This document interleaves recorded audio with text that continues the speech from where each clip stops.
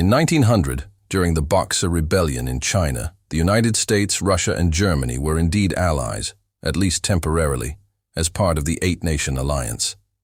This was a military coalition formed to relieve the siege of foreign legations in Peking, Beijing, by the anti-foreigner, anti-Christian Chinese secret society known as the Boxers, Boxer Rebellion, 1899-1901, a violent uprising in China against foreign influence and Christian missionaries. The Qing dynasty initially supported the Boxers. Eight-Nation Alliance, composed of troops from Han, United States, Russia 3, Germany 4, Britain 5, France 6, Japan 7, Italy 8, Austria-Hungary. These nations launched a joint military expedition to relieve the foreign embassies under siege in Beijing and suppress the Boxer Rebellion. Relief of Peking, August 14–15, 1900. The multinational force fought its way into Beijing. The U.S. sent the China Relief Expedition, part of which included U.S. Marines. Russia and Germany also contributed troops. Despite future rivalries, especially in the World Wars and Cold War, in this instance, the three countries cooperated militarily. In 1900, the United States, Russia, and Germany were allies during the Relief of Peking as part of a wider international coalition responding to the Boxer Rebellion in China. This was a rare moment of unity before 20th-century rivalries set in. Look at the Eight-Nation Alliance and the broader implications of the Relief of Peking in 1900, especially concerning America, Russia, and Germany's cooperation, and how this moment fit into global geopolitics at the dawn of the 20th century. Background of the alliance. Although these 8 nations joined forces, they were not bound by any long-term treaty.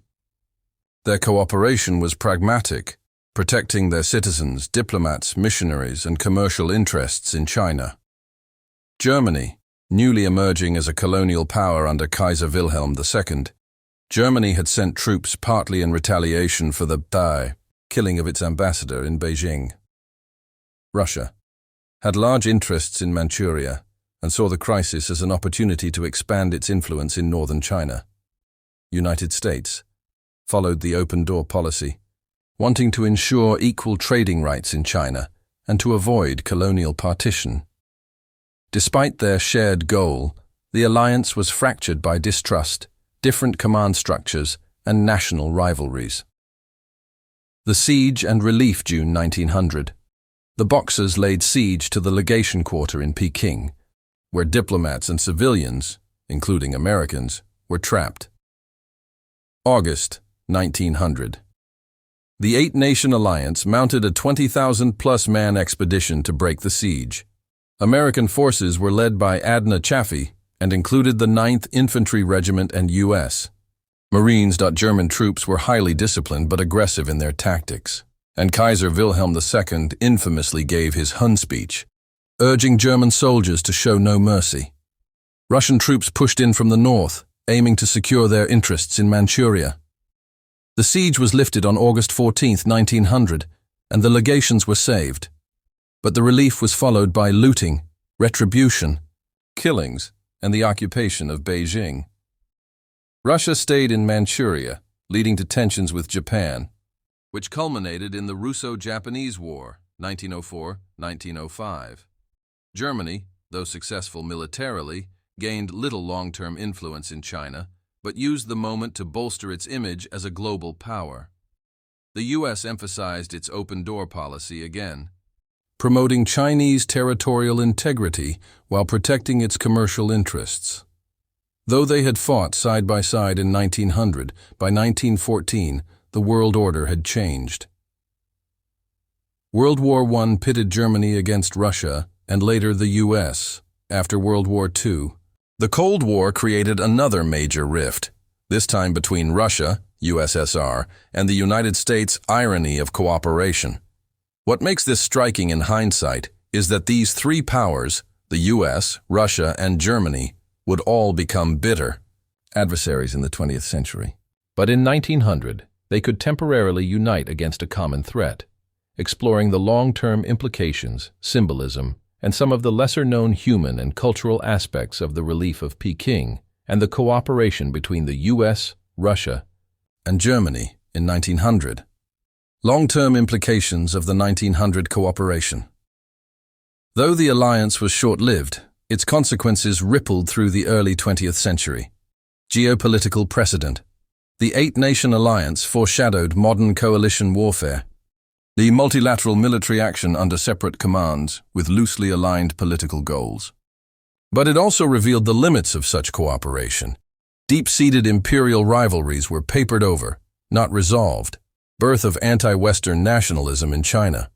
The brutality of the Boxer Rebellion's suppression, including executions, looting, and the humiliating Boxer Protocol, 1901, planted seeds of long-term Chinese resentment toward foreign powers.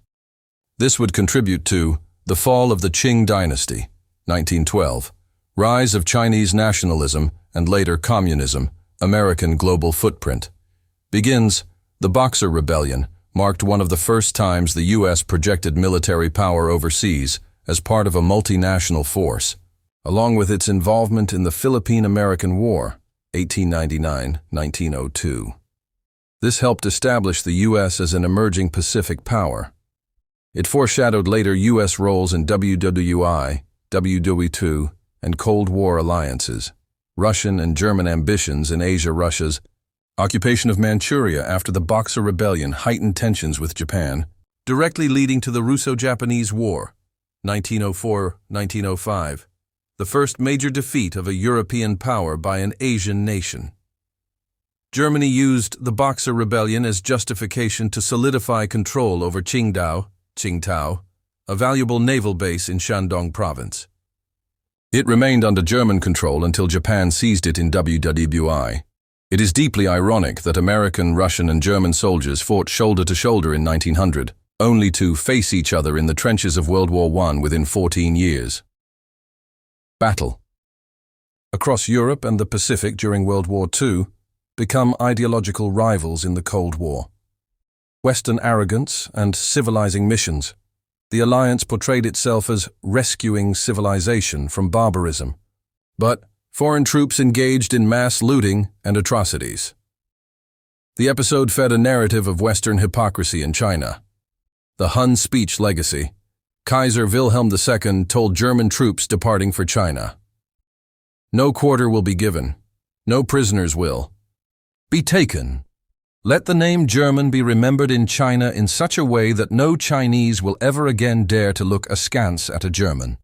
This became infamous and later used by British propaganda in WWI, branding German troops as Huns. Many American soldiers and Marines were fresh from the Philippines. They suffered from heat, disease, and long supply lines. Reports noted cultural confusion, clashes with allies over looting, and basic camaraderie with British and German troops. German and Russian troops' German units were often praised for discipline, but criticized for their harshness. Russian troops often clashed with Japanese and British forces over tactics and spoils of war. Despite their differences, ordinary soldiers shared rations, traded gear, and occasionally communicated through broken English, German, or French.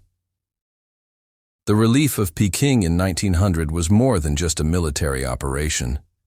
It was a microcosm of the Imperial era's contradictions, temporary alliances amid growing rivalries, heroic rescues intertwined with imperial exploitation, the beginning of the end for Qing China, and a staging ground for the 20th century's coming storms.